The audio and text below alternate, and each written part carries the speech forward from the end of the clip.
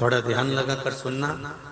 हरतालिका तीज शिव महापुराण की कथा ही नहीं, आप जो तीज करते हो, हरियाली करो चाहे सातुड़ी करो, उस तीज की महत्वता क्या है, इस हिंगोली की शिव महापुराण की कथा में अपने को समझना है कि उसकी मूल तत्वता, उसकी महत्वता है क्या, उसका महत्व क्या है।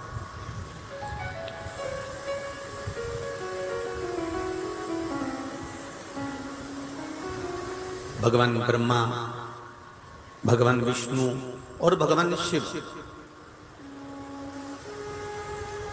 इन तीनों की जो अर्धांगिनियां, ब्रह्मणी, लक्ष्मी और पार्वती,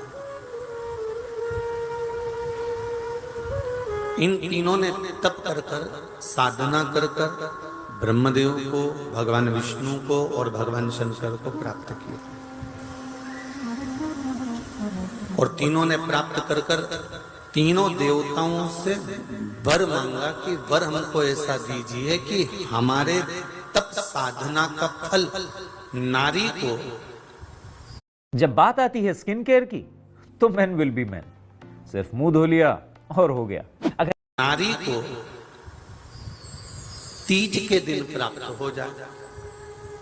अब देखिए जरा, एक ही व्रत से, एक ही उपवास से उसको संपूर्ण तप साधना का फल प्राप्त होगा, संपूर्ण तप साधना का फल उसको मिल रहा है मात्र एक व्रत से। केवल एक व्रत कर रहे हैं, संपूर्ण तप साधना का फल उसको प्राप्त हो रहा है। ऐसा कोई व्रत, ऐसी कोई साधना, ऐसा कोई शंभो शरण बड़ी मांगो घड़ी रे घड़ी, मुख काटो दया करी मैं दर्शन आपो। शंभो शरण बड़ी मांगो घड़ी रे घड़ी, दुख काटो दर्शन आपो। दया करी दर्शन आपो। तो ब्रह्माणी ने ब्रह्मदेव से मांगा, लक्ष्मी जी ने भगवान विष्णु से मांगा, पार्वती जी ने भगवान शिव से मांगा कि ऐसा वर दे दीजिए जिस वर से एक ही व्रत करने से संपूर्ण फल की प्राप्ति हो जाए, संपूर्ण फल मिल जाए। ऐसा एक व्रत का फल दे दीजिए, मात्र एक व्रत का। अब देखिए, हरियाली तीज करने वाली माताएं थोड़ा ध्यान से सुनना।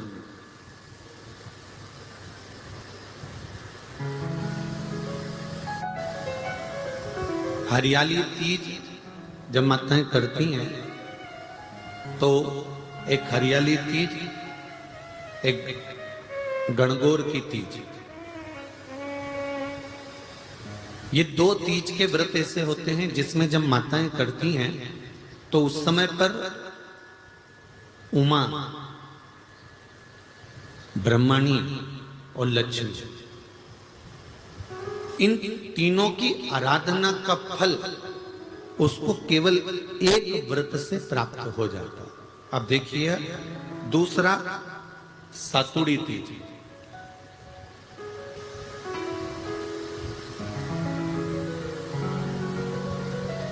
इसमें उमा और महेश्वर, उमा और महेश, ब्रह्मणी और लक्ष्मी, इन चार के व्रत तप का फल एक साथ सातुड़ी तीज के दिन प्राप्त हो जाता। अब आती है हरतालिका तीज। आप लोग करते हो हरतालिका? यहाँ लोग करते कि नहीं करते? करते हैं यहाँ पे हरतालिका? कौन कौन करता है? जरा हाथ उठाओ तो जरा। अरे सभी करते हो, रखो रखो, बहुत बढ़िया, बहुत अच्छी बात। एक आती है हरतालिका तीज। इस तीज का व्रत माता पार्वती बेल वृक्ष के आनंद के साथ में फुलेरा बनाकर करती है, और जिसमें इस हरतालिका में माता पार्वती जी के जितने जन्म पहले हुए हैं, माता पार्वती का जन्म तो 52वें नंबर का, 52 नंबर पे माता पार्वती का जन्म है। इससे पहले तो माता के 51 जन्म पहले हो चुके हैं, 51 जन्म माता पार्वती का पहले हो चुके हैं। तो वो जितने जन्म माता पार्वती पूर्व में ले चुकी हैं, ब्रह्माणी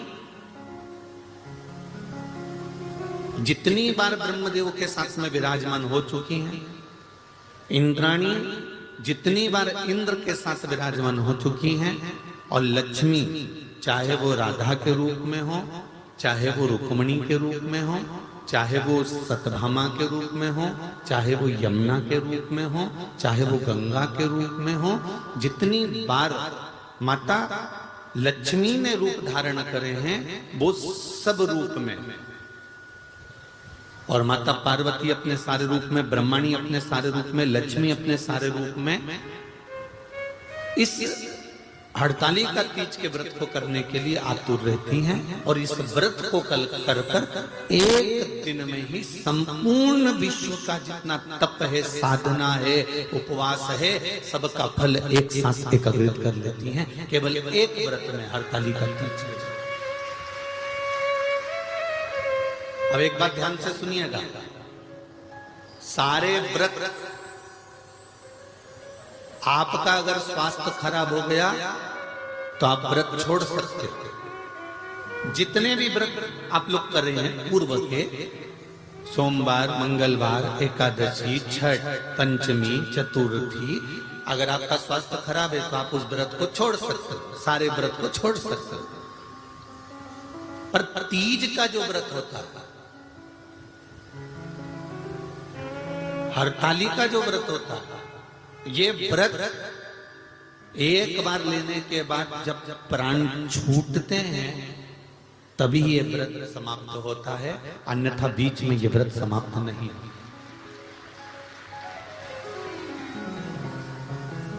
ये व्रत समाप्त होता ही नहीं। अगर शरीर से नहीं बनता कि अब हमारी अवस्था हो गई, अब शरीर से नहीं बन रहा है, तो भले एक पहर की पूजन कर कर, एक पहर का नियम धारण कर कर, एक पहर का स्मरण कर कर, एक पहर का पूजन कर धारण करो, और उसके बाद में भले आप थोड़ा सा जो भी आपको लेना है वो कर लो, पर इस व्रत को करना ही पड़ता है। इस व्रत का नियम ही यही है। इस व्रत पार्वती मैं तुम्हें प्राप्त हुआ हूं, यह हरतालिका तीज के व्रत का फल है। शिव जी कहते हैं पार्वती जो नारी हरतालिका तीज के व्रत का स्मरण करती है, फुलेरा जो बांधा जाता है उसमें 5 माला से ज्यादा माला लटकना चाहिए, 5 से कम नहीं। कितनी? जैसे माला जो लटकाते हो वो 5 से ज्यादा होना चाहिए। 5 तो जया, विषहरा, शामलीबारी, दौतली, देव, इससे अधिक होगी चलेगा, पर इससे कम फुलेरे के अंदर माला नहीं होना चाहिए महाराज। दूसरा, फुलेरा जहां हरतालिका व्रत हो वहीं पर बांधा जाता है। हरतालिका तीज का व्रत एक ऐसा व्रत होता है जो मरते दम तक रहता है। इस व्रत को छोड़ा नहीं जाता। ये नहीं किसी और वाले गुरुजी ने कहा और अपन ने एक बार कर लिया और अगली बार वो व्रत गायब हो गया, ऐसा नहीं होता।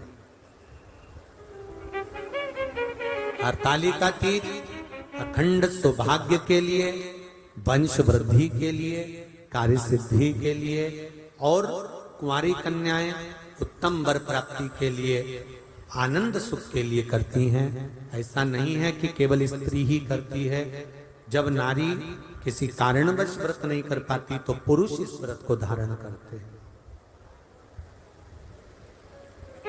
30 अगस्त को, यही 30 तारीख को, कल 29 है, परसों 30 तारीख को हरतालिका तीज रहेगी।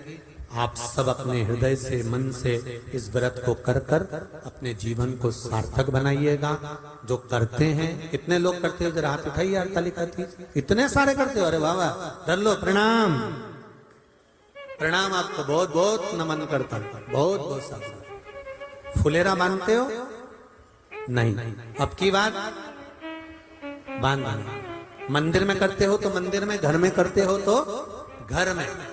फुलेरा वंश की वृद्धि करता है, फुलेरा अखंड सौभाग्य देता है, फुलेरा मन की कामना को पूर्ण करता है। जो बेटियां जिनका विवाह नहीं हो रहा हो या बेटे जिनका विवाह नहीं हो रहा हो, वो 7 स्थान पर कहीं फुलेरा बंधा हो तो फोन लगाकर पूछना कहाँ बंधा है, वहां का दर्शन करने।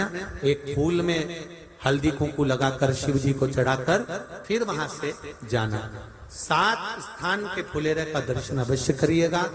जो व्रत नहीं करते हैं उनसे निवेदन है, कहीं हरतालिका हो रही हो तो वहां बैठकर अगर भजन हो रहे हो तो थोड़ी देर भजन गाने चले जाना। अपने मोहल्ले में, कॉलोनी में, सोसाइटी में कहीं हरतालिका तीज का व्रत हो रहा हो तो 2-4 मिनट जाकर दर्शन जरूर करना, जिससे भोलेनाथ आपका अखंड सौभाग्य करे और आपके मन की कामना पूर्ण करे।